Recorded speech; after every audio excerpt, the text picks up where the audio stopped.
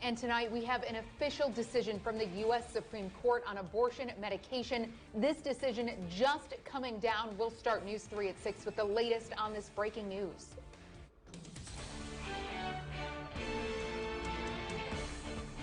Tonight, the U.S. Supreme Court says mifepristone should stay on the market. As we said, this is breaking news just coming down tonight. We know the U.S. Supreme Court has ruled in favor of the FDA's approval. We're going to turn it over now to Justin Finch for any other details. And pretty soon you'll be able to fly directly to Chicago from Marion. That's because Contour Airlines will take over services at Veterans Airport of Southern Illinois come August 1st. It's a 3-year contract and it comes with a 30-seat jet and 12 flights per week. It'll cost about $7 million, but they think profits will be about $340,000. Carbondale, the city, supports the plan. Their mayor-elect says she thinks it'll benefit SIU students and their families.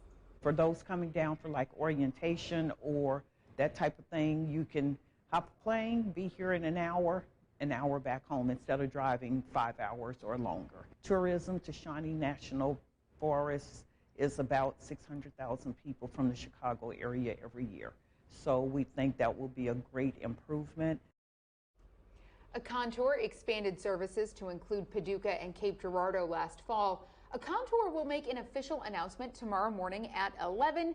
And in the meantime, before they switch over, Cape Air will offer flights until August 1st. Southwest Airlines had their hands full today. You might have heard about this. A passenger started yelling in the middle of a flight because a baby was crying. But the other people on board say he was a lot louder than the baby. They had to land the plane early. Police talked to the guy and he wasn't arrested or charged. The FAA says there are 80% fewer cases like this since the pandemic. Even still, though, there have been 1,200 reports of things like this just this year. There's a lot of talk right now about the teacher shortage in Illinois. Lawmakers say it's especially bad right now. They say districts are having a hard time recruiting and training teachers. And this is for all grade levels, even higher education. They say this issue has been going on for years, but tonight they say we have to change our perspective and look at it the way a student would. That means trying to keep them with the same teachers and giving people a reason to want to teach. So let's look at some of the bills that they plan to introduce. They both make amendments to current school codes. The first one has to do with our substitute teachers. Right now they can sub for 30 days. Lawmakers want to extend that to 90 days or until the end of the semester, whichever is longer. They say students do best when they have the same teacher throughout the year, and they say letting subs stay in the classroom will help with that. The only requirement is the district has to be actively looking for a permanent candidate. The other bill is about retaining or keeping the teachers that we already have. They say some teachers quit because they're not paid enough, so they want $4,000 bonuses each year for the teachers who stay. That bonus is for 2 consecutive years in hard-to-staff schools. Lawmakers are also looking at annual pay caps. They say they want to increase those for teachers who mentor through the Golden Apple program. Lawmakers say the impact teachers have on our kids goes way beyond the classroom. You see, the reality is teachers have a significant lifelong impact on their students. The impact involves not just teaching particular academic skills, but fostering life skills, creativity, and productivity that leads to positive outcomes for years to come.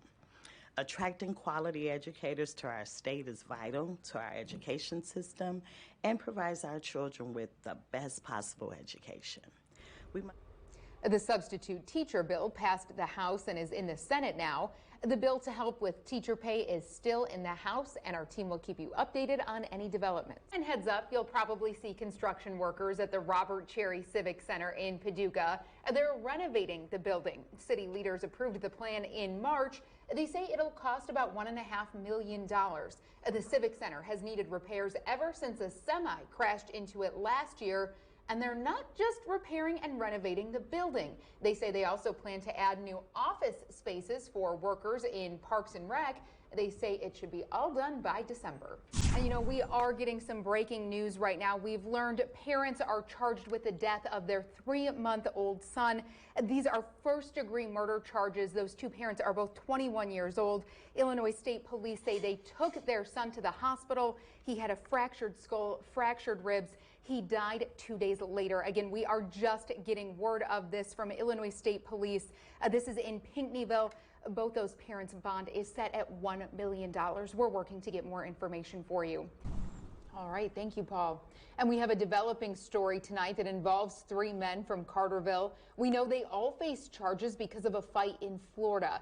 Police say it happened at a bar in Panama City Beach, and they say a group of men got into an argument. It eventually moved it to the parking lot, and police say that's when Ross Johnson punched someone in the head. Police say that person fell down and was unconscious and was taken to the hospital, and that's where he died.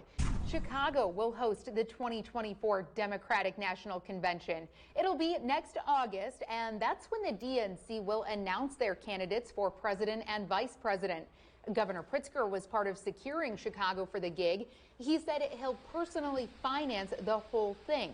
And with that, Chicago beat out the other 2 finalists, Atlanta and New York. Lawmakers in Missouri want you to focus on the road. Specifically, don't use your cell phone. Right now, Missouri law says people younger than 21 cannot text and drive, but only people younger than 21. Tonight, safety officials, though, say 74% of cell phone related crashes involve someone older than 21. Missouri State Senate just passed a bill to ban everyone from texting and driving.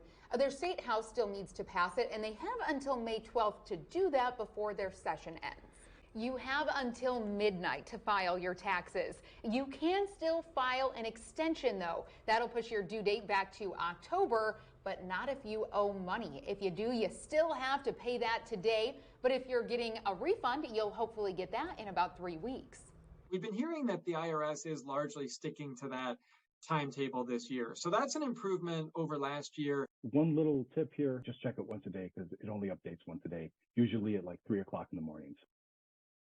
Do you have plans for your refund already? If you're looking for ideas, economists say you can always pay down some of your bills or put it in savings.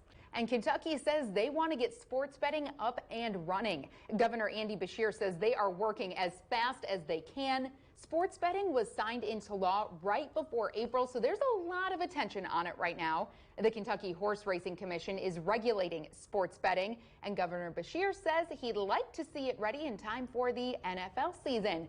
And we know that season is a long way off, but right now, that is a good thing. I mean, take a look at those skies. You step outside right now, and it almost feels like summertime. We've got you covered. From WSIL, this is News 3 at 10. Well, good evening. I'm Julie Williams. Mark has the night off, and it's almost prom season. And tonight, AAA wants to make sure your kids are safe behind the wheel. They have a new program called Prom-IS. It helps raise awareness about how dangerous it is to drive under the influence. We're talking marijuana, drinking, or just being distracted by your phone. AAA Promise wants teens to make a serious pledge to say that they will not drink and drive and that they won't ride or get in the car with anyone who has. Now, AAA did put out some numbers. They say 30% of high schoolers say they or their friends will be under the influence. 82% of teens think their peers will drive drunk, and 21% of teens say they have ridden in the car with an impaired driver. Illinois does have a zero tolerance law. That means any driver younger than 21 who has any trace of alcohol in their system will lose their license. If it's the first time, they'll lose it for 2 years. Second time, it's gone for 5 years. Police say it's illegal to have any alcohol in the car if you're underage. If you're driving, you'll lose your license for at least a year.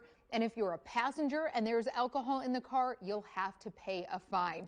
Parents, it is illegal to let your kid drink. If they get hurt in any way, you could face criminal charges. This is new at 10 tonight. An Illinois man was sentenced to 75 years for child sextortion. A U.S. District Court says Michael Ferris messaged kids on Facebook, Those kids were between 11 and 17 years old. Police also say Ferris had child pornography. He's from Mill Shoals, Illinois, and a jury convicted him on 25 counts. And today, more than 1,000 people marched on Capitol Hill. They say they want Congress to take action on gun violence and gun control. They want a federal ban on assault weapons.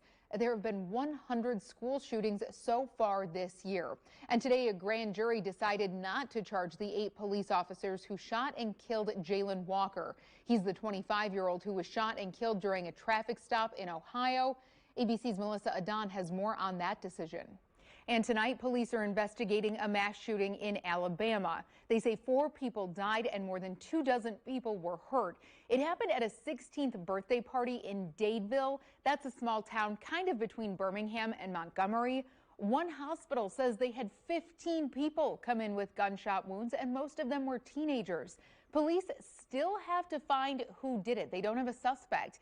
In a statement tonight, President Biden says this is, quote, completely unacceptable and communities need and deserve better. And here locally, Heron police are investigating what they call a suspicious death. They say they found a body on South 12th Street early this morning. They don't know what happened, but we do know the Williamson County State's Attorney and Illinois State Police crime scene investigators were on the scene. Of course, this investigation is still going, so we'll let you know as soon as we find out any updates. A man is in jail tonight for a stabbing in Jefferson County. His name is Kenny Snow, and police say he's accused of stabbing Joshua Marshall. They say it happened on April 14th in Texaco. That's a little bit north of Mount Vernon. Snow faces 5 charges. Police say he tried to leave the scene before they got there. And police are looking for a couple of suspects in a couple of burglaries. We have a picture of them. Take a look. Police say they have something to do with a burglary at Dr. Liquors in Williamson County. The store owner says they noticed things were missing from store shelves. Police say those 2 suspects changed their jackets even. If you have any information, please call the Williamson County Sheriff's Department. And take a look at this. Those 3 big bags, they're trash bags actually, are filled with marijuana. Marion police pulled a man over today because he was speeding in a construction zone, and that's when they found the weed. But that's not all that they found. They say he also had 30 bottles of THC oil and 40 vape pens. Police say the driver was from Lexington and he was arrested. Even though marijuana is legal in Illinois, this amount is not. We have a full breakdown of Illinois' regulations on our website, WSILTV.com. And speaking of our website, that's a great place to stay tuned for any and all updates. You can also see all of our news coverage throughout the day. Our team does a really good job of keeping our website up to date. And of course, you can always download our free News 3 mobile apps. You can get those for both iPhones and Androids. Again, we send out push alerts like when the Cave and Rock Ferry reopens. It is open tonight. We want to make that clear. It was closed today, though, because of the winds. The Cave and Rock Ferry carries about 500 cars over the Ohio River every day. And speaking of those winds, we'll get a check of our weather here with Storm Track 3 meteorologist JC Brian. All right. Thank you, JC. Illinois' Department of Transportation says they want to reduce the number of crashes on I-57. They told News 3's Danny Valle there have been a lot of crashes so far this year. He was over in Marion today and has some safe driving tips for us now. That was Danny Valle reporting for us. Once the projects in Franklin County are done, they'll start 3 more projects. They plan to expand to 6 lanes from Benton to Mount Vernon, and they say that should start in 2025. Senate Minority Leader Mitch McConnell is back in D.C. He's just getting back to work after he fell last month. He had a concussion and a fractured rib. McConnell is 81, and now he'll be part of debt ceiling negotiations and whether to send more help to Ukraine. All right, it's crunch time, folks. Your taxes are due tomorrow. Sometimes we know it feels like that deadline comes up super quickly. If you've been putting it off, like we said, there's crunch time. This is crunch time, but you still have the option of extending your deadline. It is not too late to file an extension. If you do, that means your taxes won't be due until October. Really not a lot of time to do an appointment right now because of trying to get everybody out before tomorrow. There's a lot of people that have filed an extension already. Okay, so this is important to know. If you file an extension, your tax filing is due in October. But if you owe on taxes, if you still have to pay on those, you do need to pay that by tomorrow, one way or another.